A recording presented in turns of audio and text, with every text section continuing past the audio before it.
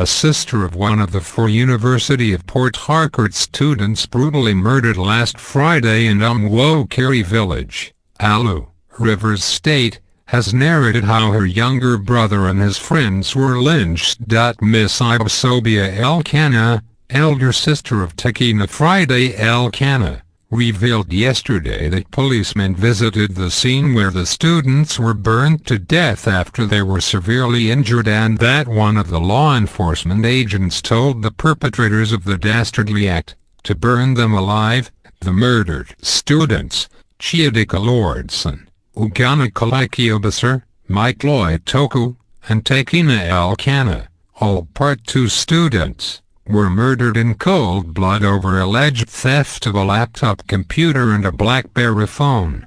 Ibisobia, a part-time final-year student of marketing at the same university who witnessed the incident, said on that fateful day, at about 7:30 am, she was at the house of her girlfriend in the community when she heard people shouting outside.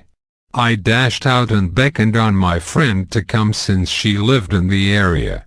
They said they were asking them questions, so that they could know their senders. She said after that, she went back to her friend's house, but could not stay there. I went back again. I went through the bush path so that I could see them properly. I started jumping to see if I could see them. I jumped again but saw nothing. I jumped the second time and I saw Tekena. Tekena happened to be my brother. I told myself that I was not seeing well, this thing is a lie. I jumped the third time, I saw Lloyd, one of the victims. So, I started shouting. From what I gathered, the first time I came, they said they were not known, that they were strangers. As I identified them, I started shouting.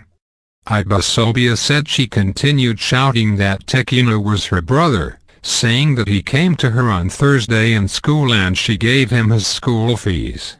I told them that somebody should allow me to ask him what happened and what he came to do. He would confide in me. He was wailing and in a pool of blood. Tekena has been my younger brother for many years. I saw them as they lay in the water unclad with leaves covering their uncladness. His elder sister said she struggled and entered the crowd. Somebody shouted, "Who is that? What is she doing inside?" People were pushing me and I started crying. He is my brother. He is not a thief. Somebody behind me said, "Oh girl, run for your life." About 2 persons turned and asked, "Are you sure he's your brother?" and said maybe I was the person that sent him to go and steal. Ibisobia replied them that how could she send him, that she did not look as such. She said I should run for my life, that I would be the next one. 5th person. The young lady lamented that before she could get to her friend's room to call her family members, she learned that the mob had taken them to the borrow pit. So, I went there again. I called my family and they started coming.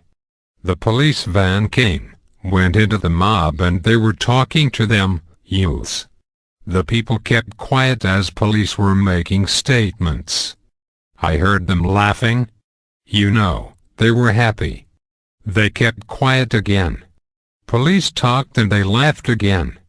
The next was for me to see 3 policemen coming out of the mob, boarded their van.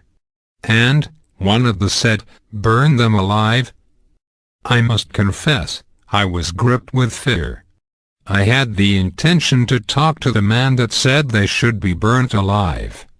As soon as they, police, drove off, I saw the flames. I was thinking they burnt them after they had killed them. Later, I discovered that they were burned while they were alive.